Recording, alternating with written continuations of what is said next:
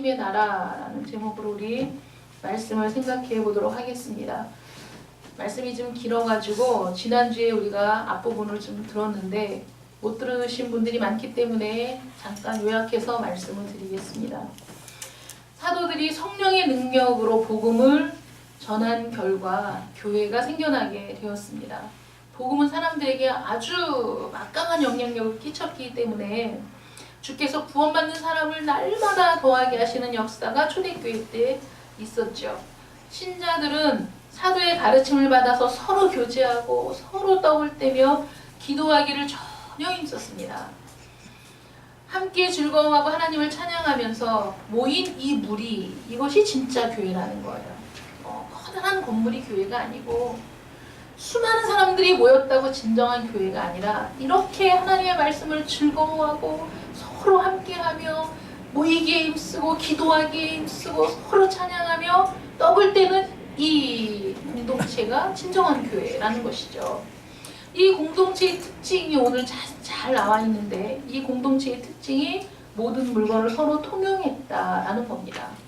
우리가 지난주에도 말씀을 드렸지만은 모든 물건을 서로 통용했다라는 말 때문에 이게 공산주의야 이렇게 얘기하는 분들이 있다면 그거는 잘못된 생각이다. 모든 물건을 통용함에 있어서 그들은 자발적인 헌신, 기쁨의 헌신이었지 어떤 강요에 의해서 어쩔 수 없이 두려움에 의해서 이러한 일들을 한 게 아니기 때문에 이들이 이 자발적으로 이렇게 자기의 물건을 아낌없이 내어놓고 서로 통용해서 그들이 가진 자나 없는 자나 함께 즐거워할 수 있는 이러한 모습은 이 세상 어디에서도 나타나지 않았던 역사상 이런 일이 전례가 없는 오직 예수 안에서 새롭게 생겨난 이 교회라는 공동체 안에서만 가능한 일이었다는 것이죠. 세상은 여전히 평화를 추구하고 세상은 여전히 평화를 갈망하며 평화를 위해 많이 애쓰고 있지만 사실 진정한 평화는 우리가 누리지 못하고 있는 겁니다. 이 세상은 진정한 평화가 없어요. 여전히 분열되어 있고 이 지구상에 어딘가는 전쟁이 계속되고 있고 사람들은 지금도 분열되고 있고 갈라지고 있고 세계 곳곳에 분쟁이 없는 곳이 없다는 것이죠. 왜 그럴까요? 이 세상이 죄의 권능에 붙잡혀서 죄의 소욕에 이끌려 살아가고 있기 때문에 우리가 모여있는 모든 곳이 우리 자신의 문제조차 해결할 수 없는 자들이 모여있는 곳이기 때문에 분쟁이 그치지 않는다는 거죠. 분열이 그치지 않는 겁니다. 인간의 문제가 뭡니까? 왜 우리가 죄의 권능 안에 사로잡혀 있습니까? 하나님과의 관계가 잘못되어 있기 때문이라는 것이죠. 하나님과의 관계가 잘못되어 있는 상태에서 아무리 우리가 애를 써도 참된 평화를 누릴 수가 없다는 겁니다. 이사야 48장 22절에 여호와께서 말씀하시되 악인에게는 평강이 없다 하셨습니다. 악인이 뭡니까? 하나님이 보실 때 악하다 하는 건 뭐죠? 하나님 없이 사는 인생. 하나님과 바른 관계를 맺지 못한 모든 사람이 악인입니다. 하나님과 바른 관계를 맺지 않은 악인이 아무리 많은 지식을 갖고 있으면 뭐합니까? 아무리 많은 부를 갖고 있으면 뭐합니까? 그들이 많은 교양을 쌓고 있으면 뭐합니까? 여전히 그들은 악인이며 그들은 평강을 누리지 못한다는 것이죠. 왜 하나님 없는 세상이 실패할 수밖에 없느냐? 우리 인간이 우리 자신에 대해 모르기 때문이에요. 모르는데 어떻게 해결책을 말해줄 수 있습니까? 내 자신조차 모르는데 우리 인간은 하나님 중심으로 만들어졌어요. 그러므로 하나님 없이는 우리는 생각할 수 없는 존재라는 거예요. 우리의 본질, 우리의 본성은 하나님 중심으로 만들어졌다는 거예요. 하나님이 만드셨기 때문에 하나님이 만드신 방법에 우리를 존재케 한 그 법칙에 순종할 때에만 우리가 참된 행복을 누릴 수가 있다는 겁니다. 자신의 존재를 가능케 한 법칙, 창조된 법칙을 거슬러 싸우게 될 때 우리는 모든 곤경 속에 빠질 수밖에 없는 것이죠. 우리가 그 기도의 시간에 큐티 말씀 나눌 때 제가 말씀드렸죠. 이스라엘 백성들이 출애굽할 때 앞에 홍해가 막혀 있고 뒤에는 애국 군대가 쫓아오는 것이 우리의 곤경 아닙니까? 우리 모든 인간의 곤경이 그거예요. 앞으로 갈 길은 막혀 있고 뒤에서 적들은 쫓아오고 가만히 있으면 죽을 수밖에 없는 상황이죠. 전멸할 수밖에 없는 상황입니다. 할 수 있는 일이 아무것도 없는 게 우리라는 거예요. 아무것도 할 수 있는 일이 없어요. 할 수 있는 일이 뭐가 있습니까? 그저 자기 자식을 끌어안고 죽음의 시간을 기다리며 공포에 떨며 우는 것밖에 할 수 있는 일이 없는 것이죠. 모세가 얘기했어요. 너희는 가만히 있어. 하나님이 행하시는 걸 보라는 거예요. 가만히 있어. 하나님이 어떻게 행하시는지를 보라는 것이죠. 어떤 일이 일어났습니까? 하나님께서 밤새 동풍을 보내셔서 바다에 길을 내셨어요. 다른 길이 없습니다. 그 길로 가야 돼요. 그게 살 길이에요. 오직 그 길만이 뒤에서 오는 모든 애국 군대의 추격을 피해 살 수 있는 유일한 길이 바로 하나님이 내신 그 길이에요. 다른 길이 없어요. 그런데 사람들이 무수히 많은 길들을 내려고 하는 거예요. 이 길이야, 이 길이야, 아니야, 이 길이야. 그 길을 내면서 싸우고 분열되고 분쟁이 일어나는데 사실은 그 어떤 것도 길이 아니라는데 문제가 있는 거죠. 하나님이 만드신 길만이 유일한 길인 거예요. 하나님이 하신 일입니다. 우리가 아무것도 한 일이 없어요. 그래서 하나님이 길을 내셨고 이스라엘 백성들은 그 길을 지나서 바다를 통과해서 피하면 되는 거였어요. 그 뒷일은 누가 책임집니까? 하나님이 책임지셨잖아요. 그들은 그저 하나님이 이끄시는 대로 그 바다를 땅처럼 밟고 지나갔을 뿐이에요. 애굽의 군대가 맹렬하게 쫓아 들어왔죠. 그들이 그 바다에 발을 디뎠을 때 바닷물이 다시 합쳐지면서 그들이 그 홍해에 수장되고 말았습니다. 하나님이 승리하신 거죠. 우리가 승리한 게 아니라 하나님이 길을 내셨고 하나님이 승리를 이루신 거예요. 그런데 우리가 하나님 중심으로 만들어졌고 하나님만이 나의 모든 것 되시고 하나님만이 나의 생명이 되시고 라는 것은 원래 하나님이 우리에게 주신 마음이에요. 우리의 본성이에요. 창조했을 때의 우리의 마음. 그러면 하나님이 이끄시는 대로 가는 게 우리에게 가장 행복이고 가장 좋은 길이잖아요. 그런데 범죄한 이후에 우리 마음이 어떻게 됐냐면 자꾸 애굽으로 가는 거예요. 그게 우리의 본성이 돼버렸어요. 430년 동안 애굽에서 종살이를 하는 동안에 우리는 애굽의 노예가 되고 죄의 노예가 되고 그 종살이가 익숙해져가지고 그래서 하나님의 뜻대로 가는 것이 지금 당장은 힘들고 어려운 일일지 몰라도 우리에게 가장 필요한 일이며 우리에게 생명이 되는 길이라는 것을 말씀해 주셔도 귀뚱으로도 듣지 않고 마음으로 끊임없이 애굽으로 돌아가고자 하는 그것이 죄의 본성이라는 거예요. 죄의 소욕을 따르는 길이라는 거예요. 자꾸 애굽을 생각해. 무슨 일만 있으면 애굽을 생각해. 무슨 일만 생기면 애굽이 그립대요. 여러분 그게 이스라엘 백성만의 문제입니까? 우리의 문제죠. 우리는 여전히 내가 편한 걸 선택하고 싶어 해요. 우리는 여전히 내 마음의 소욕이 이끄는 대로 살고 싶어 합니다. 그것이 우리잖아요. 끊임없이 애굽을 그리워해. 하나님 뭐라고 말씀하셨죠? 다시는 애굽에 돌아가지 말라는 거예요. 다시는 애굽을 꿈도 꾸지 말라는 거예요. 생각도 하지 말라는 거예요. 그리고 이제는 하나님이 인도하시는 대로 살아야 돼요. 광야의 길은 우리가 하나님의 말씀에 순종하고 하나님만 바라보고 살아가도록 훈련받는 곳이었어요. 근데 거기에서 끊임없이 이스라엘 백성들은 애굽에서는 이랬는데 그 종살이로 다시 돌아가고 싶어가지고 얼마나 하나님의 마음을 불편하게 하고 아프게 하고 고통을 줬는지 모릅니다. 여러분 신발바닥에 조그만 모래 조금 굵은 모래 하나라도 신발바닥에 있으면 여러분 그 신발을 신고 갈 수 있습니까? 얼마나 고통스럽게 하고 얼마나 불편하고 지금 당장이라도 신발을 벗어서 탁탁 털어서 그 모래를 빼내야만 갈 수 있잖아요. 하나님의 마음을 정말 그 신발을 벗어서 탁 털어버리게 만들고 싶은 존재가 우리라니까요. 타락한 하나님을 떠난 부패한 우리가 바로 하나님께 그런 고통을 주는 존재예요. 당장이라도 벗어서 털어버려야 시원할 그런 존재가 됐어요. 그게 죄인인 우리의 모습이에요. 어떻게 해야 됩니까? 이런 우리들이 모여있는 이곳이 도대체 어떤 변화를 기대할 수 있는 곳이냐 하는 거예요. 문명이 발달하죠. 과학도 발달하죠. 지식도 날마다 새로운 지식들이 쌓여가죠. 그러나 우리의 본성은 변하지 않아요. 그러므로 웰즈라는 사람이 교육을 통해서 사람은 변화될 수 있고 교육을 통해서 이 세상의 전쟁을 종식시킬 수 있다고 주장했으나 인간이 인간으로 있는 이상 그런 일들은 일어나지 않는다는 거예요. 우리 변화되지 않는 거예요.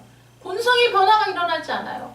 여러분 아무리 위대한 지식을 갖고 있어도 위대한 지식이 위대한 사람이 되게 하는 게 아니라는 거예요. 수준 높은 교양을 갖고 있어도 그 교양이 그 사람을 수준 높은 사람으로 만들어주는 게 아닙니다. 우리 인간이 하나님의 법에 순종하도록 만들어졌음에도 불구하고 그 길을 버리고 타락한 순간, 하나님을 반역한 순간, 그 원죄의 권능 아래 우리가 묶여있는 그 상태에서는 우리는 사실 아무것도 가능한 존재가 아니에요. 우리 머리 아무 소용이 없어요. 이 머리로 하나님을 이해하는 것도 아무 소용이 없어요. 이 머리를 우습게 보는 게 아니라 수많은 지식이, 수많은 또 경험이, 수많은 교양과 많은 것들을 쌓았지만은 그러나 그것이 우리를 변화시키는 것이 아니기 때문에 지난주에 말씀드렸듯이 머리가 인격이 아니라 마음이 인격이에요. 마음이 안 되면 다 안 되는 거예요. 마음이 움직여지지 않으면 아무리 머릿속으로 어떤 것이 객관적이고 어떤 것이 타당하고 어떤 것이 논리적이고 다 알고 있어도 마음이 움직여지지 않으면 안 된다는 것이죠. 그러니 무슨 평화가 있겠어요? 우린 다 자기가 신인데, 우린 다 자기가 원하는 대로 살고 싶은데, 우린 다 자기 멋대로 살고 싶은 사람들 아닙니까? 우리가 타락한 그 순간부터 우리는 스스로 통치하고 싶어하고 스스로 판단하고 싶어하고 자기 자신을 자기 마음대로 통치하고 싶어하는 존재가 됐어요. 하나님의 통치를 거부했어요. 그러나 우리를 통치할 수 있는 사람입니까?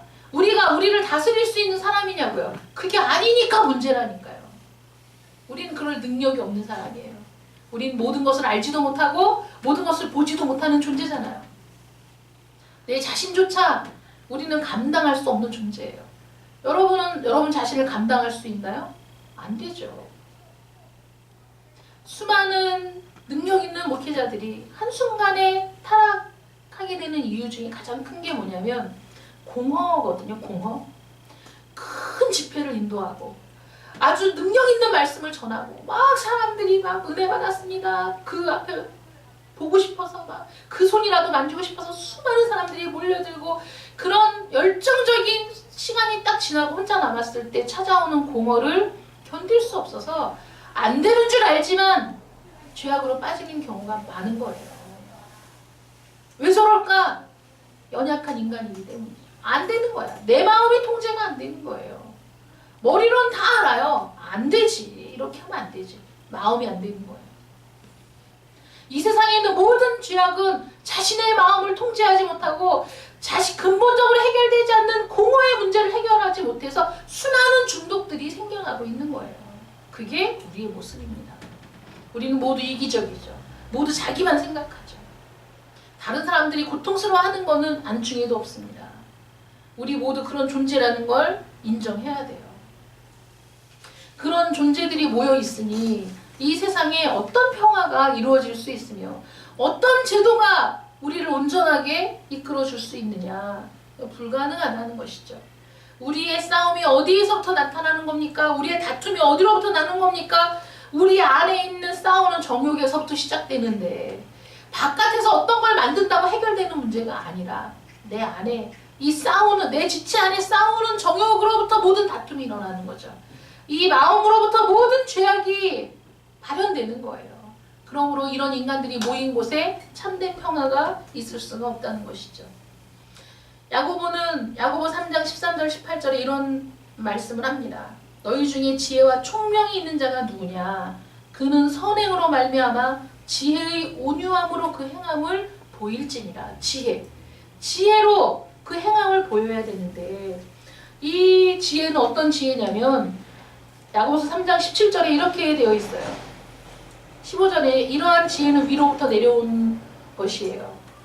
정욕이 아니라 위로부터 내려온 지혜는 첫째 성결하고 해요. 첫째 성결하다. 거룩하다는 것이죠. 하나님이 주신 지혜는 거룩하고 하나님이 주신 지혜는 성결해요. 그 다음에 평화예요. 아멘. 우리가 의로워지지 않았는데 우리의 본성이 새로워지지 않았는데 평화가 있을 수 없어요.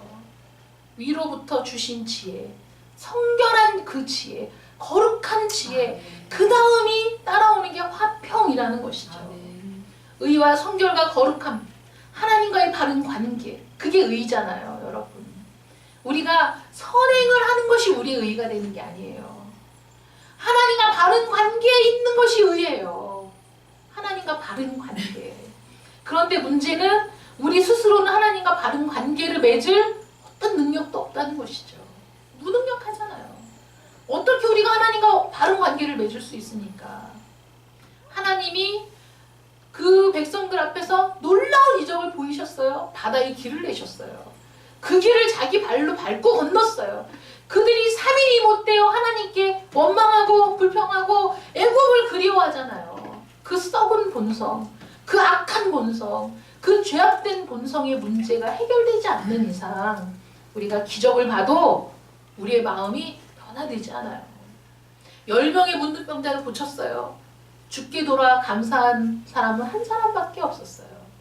우리가 기적을 체험한다고 우리의 심령이 변화되는 것이 아닙니다. 하나님과 바른 관계에 들어선 사람, 아멘. 하나님과 바른 관계를 맺은 사람만이 의의 열매를 맺을 수가 있는 겁니다. 그 의의 열매를 맺는다는 것이 곧 하나님과의 화평이고 인간 사이의 화평이 이루어지는 유일한 길이라는 것이죠. 성경의 중심적인 메시지가 뭡니까? 우리가 의롭지 못해서 평화를 누리지 못해요. 하나님과의 평화 누리지 못하고 인간들과 평화를 누리지 못해요. 그래서 하나님께서 우리에게 유일한 길을 주신 거예요. 우리가 못하니까. 불가능하니까. 우리는 가만히 있어. 하나님이 우리를 위해 행하신 놀라운 구원의 길을 봐야 돼요. 예수 그리스도가 이 땅에 오셨어요. 우리가 예수님의 탄생에 관한, 성탄에 관한 찬양은 성탄절만 부르잖아요. 그런데 오늘 성탄 찬양을 딱 부르니까 너무 이상하잖아요. 오늘이 성탄절도 아닌데 왜 찬양을 이렇게 성탄절 찬양을 부를까? 성탄의 찬양은 52주 불러도 상관없어요. 왜냐하면 예수님이 평화의 왕으로 오셨거든요. 왜 평화의 왕이십니까? 하나님과 우리 사이의 평화, 인간과 인간 사이의 평화를 이루실 수 있는 분은 오직 예수 그리스도 한 분밖에 없기 때문에 그분이 우리의 유일한 길이시잖아요. 그분이 우리를 하나님께로 이끄는 유일한 길, 하나님과 화평케 하는 유일한 길, 하나님과 우리 사이에 막힌 담을 헐어버리는 유일한 길이죠. 우리는 아무것도 할 수 없었어요. 하나님이 하신 일을 보는 거예요. 우리를 위해 이 땅에 우리의 본성을 가지고 우리 육신을 가지고 그대로 이 땅에 오신 하나님의 아들 예수 그리스도, 그분이 우리의 모든 저주를 짊어지고 그분이 우리 죄를 대신해서 죽어주신 그거 외에는 우리에게 길이 없다는 것입니다. 우리는 하나님과 화해하기 전에는 인간과 화해할 수 없어요. 우리는 하나님과 화평을 누리기 전에는 다른 인간들과 화평을 누릴 수가 없는 존재입니다. 옛날 이스라엘 백성들은 그 홍해를 마른 땅처럼 밟고 건너서, 그리고 날마다 구름 기둥과 불 기둥이 자신들 앞에서 인도하는 것을 눈으로 보면서도 범죄했어요. 그런데 우리는 그들보다 훨씬 복된 사람들입니다. 눈으로 보지 않았지만 복된 자들이에요. 왜 그런지 아세요? 이 땅에 육신을 입고 오신 그 주님께서 우리의 모든 죄를 짊어지고 죽으신 사실을 우리는 너무나 분명하게 알 수 있어요. 그리고 그것을 우리 마음에 새기고 뼈에 새기기에 성령께서 내주하시는 거죠. 그럴 때 우리의 본성이 온전히 변화가 되는 거예요. 여러분, 마음의 변화 없이 우리의 인격이 변화될 것이라고 생각하면 안 됩니다. 새로운 본성이 우리에게 입혀져야 돼요. 예수 그리스도의 보혈을 통해 하나님과 바른 관계를 맺으면서 우리가 새로운 본성 안에서 깨어나야 돼요. 그게 거듭남이죠. 어머니 뱃속에 들어가서 다시 나오는 게 거듭남이 아니라 우리의 이 죄악된 본성이 죽고 새로운 본성, 하나님이 원래 우리에게 주셨던 그 본성으로 회복되는 것이 거듭남이라는 거예요. 그러니 여러분, 우리가 무슨 능력이 있어? 거듭나고 은혜 한번 받았다고 평생을 지속되는 은혜의 사람으로 살 수 있습니까? 불가능하죠. 한 번 은혜 받은 것으로, 왕년에 은혜 받은 것으로, 왕년에 내가 떴다 날았다 들었다 놨다 했다는 것으로 지금 나의 신앙을 설명할 수 없는 겁니다. 내 신앙은 지금도 현재 진행형이고 나는 지금도 주님과 함께 동행하며 내가 이 새로운 본성이 점점 확장되어서 그 새로운 본성이 나의 인격이 되고 그 마음이 새 마음으로 변화되어 하나님의 뜻을 따르는 사람으로 살아가야 된다는 것이죠. 그것이 진정한 그리스도인이라는 거예요. 여러분의 마음은 새로운 마음으로 변화가 되었습니까? 무엇으로 우리의 마음이 새로운 마음으로 변화됩니까? 무엇으로 우리에게 새로운 본성이 주어집니까? 로마서 5장 1절 말씀에 그러므로 우리가 믿음으로 의롭다 하심을 받았으니 우리 주 예수 그리스도로 말미암아 하나님과 화평을 누리자. 아멘.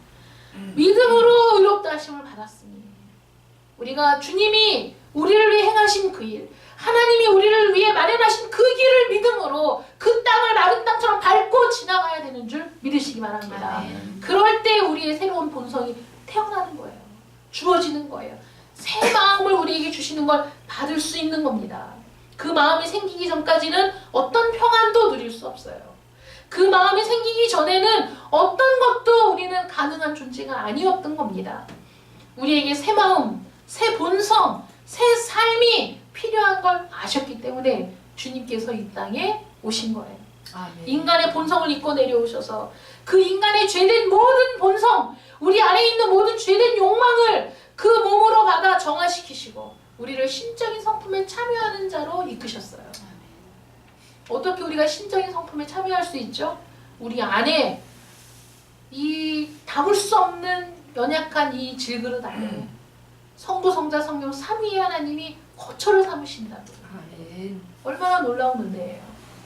얼마나 바꿀 수 없는 은혜입니까? 여러분, 그렇기 때문에 생명을 걸고 믿음을 지킨 거예요. 이것이 내 육신의 생명을 잃어도 내 영혼을 책임져 주신 하나님의 은혜를 바라본 자들만이 자신의 생명을 던져 순교할 수 있었던 거예요.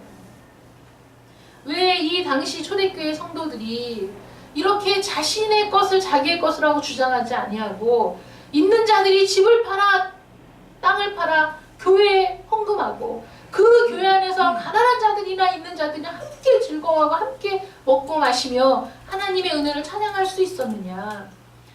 새로운 본성, 새로운 마음으로 변화되었기 때문이고 그리고 살아야 하는 목적이 내가 먹고 쓰고 살기 위해 내가 더 많이 먹고 더 많이 쓰고 더 많은 것을 누리기 위해 사는 것이 이 세상이 아니라는 것을 그들이 깨달았기 때문이죠. 아멘. 어떤 사람이 이런 글을 썼어요. 그 교사로 재직을 하다가 남편도 교사, 아내도 교사인데 교사로 재직을 하다가 그 아기를 낳게 됐어요. 육아에 뛰어들게 됐어요.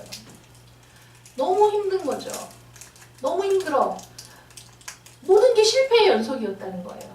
아기를 안는 것도, 목욕을 시키는 것도, 젖을 먹이는 것도 다 생소해. 너무 힘든 거예요. 맨날 실패하고 24시간 그 직장은 다니면 퇴근이 있고 휴가도 있고 나만의 시간을 가질 수 있는데 육아를 시작하니까 아무것도 안 24시간 육아 24시간 매달려야 돼. 쉬는 것도 없어요.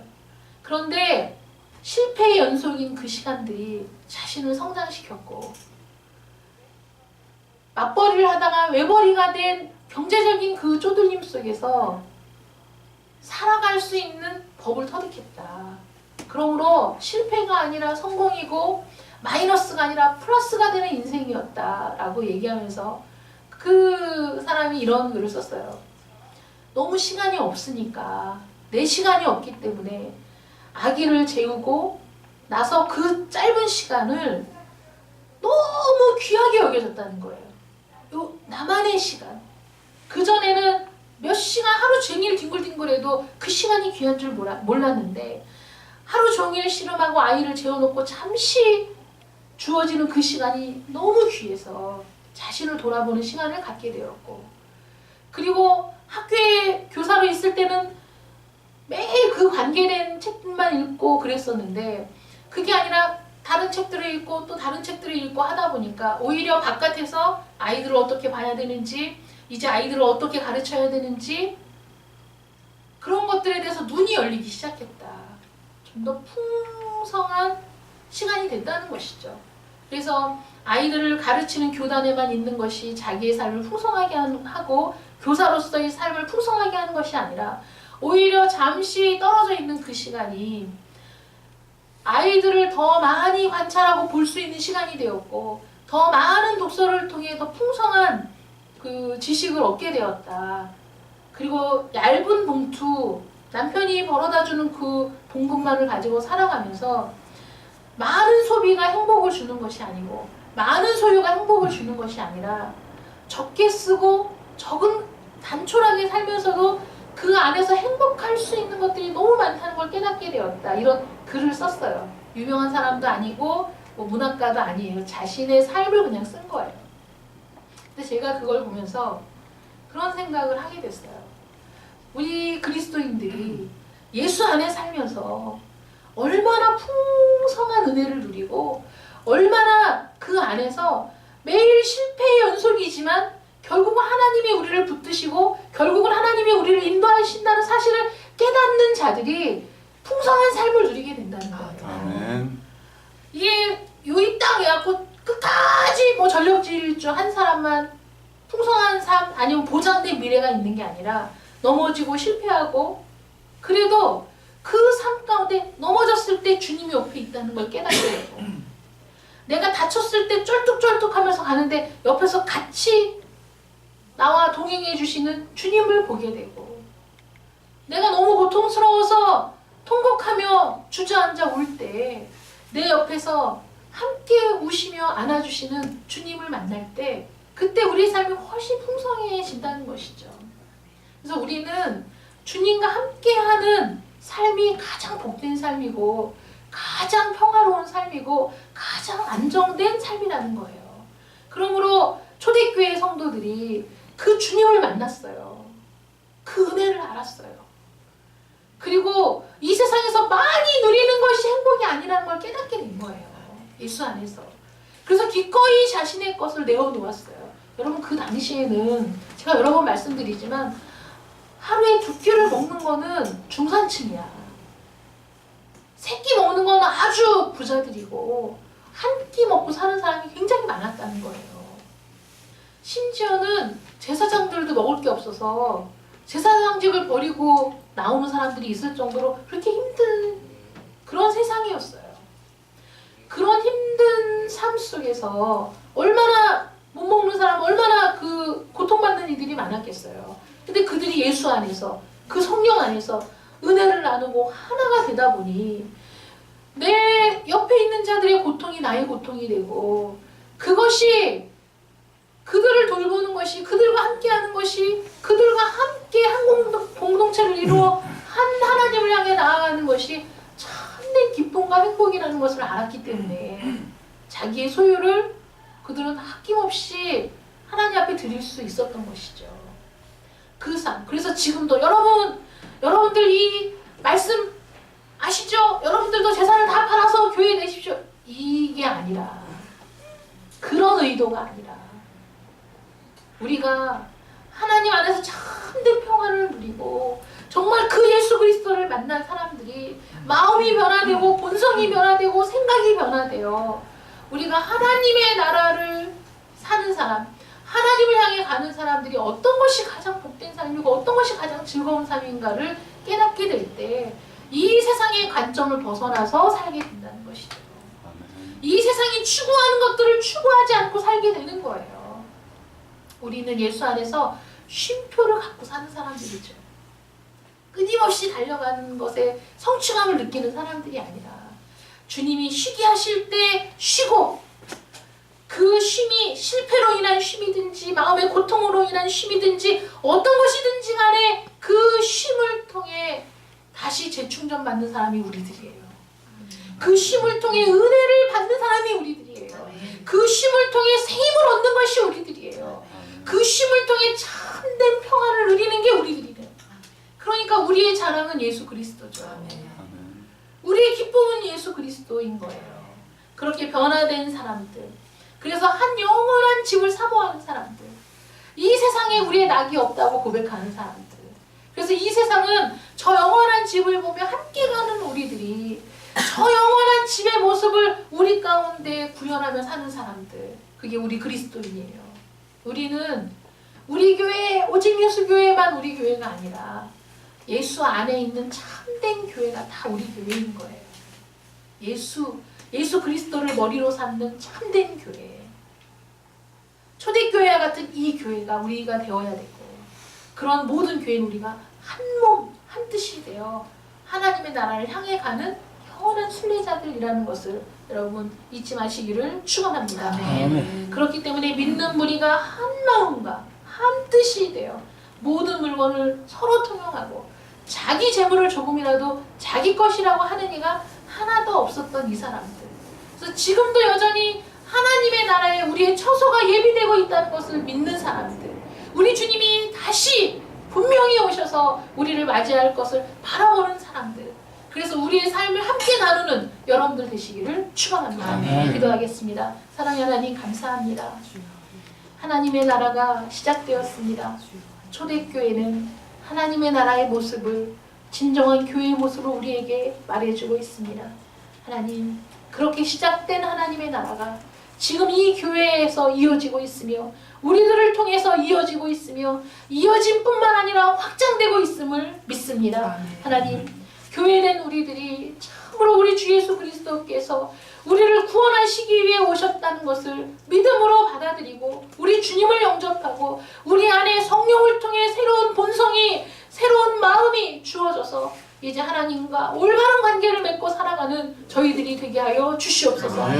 하나님, 약속을 믿는 우리들, 장차 다시 오실 우리 주님을 기다리는 우리들, 그래서 그 주님이 우리의 목적이고 그 주님만이 우리의 관심에 집중이 되는 유일한 분이시기 때문에 우리의 모든 삶을 주께 드리는 저희들이 되게 하여 주시옵소서. 주 안에서만 참된 쉼과 평안을 누리는 줄 믿고 우리 주님이 다시 오시기를 고대하는 저희들, 또 주님이 마련하시는 영원한 처소를 바라보는 저희들 되게 하여 주시옵소서. 예수님의 이름으로 기도드립니다. 아멘.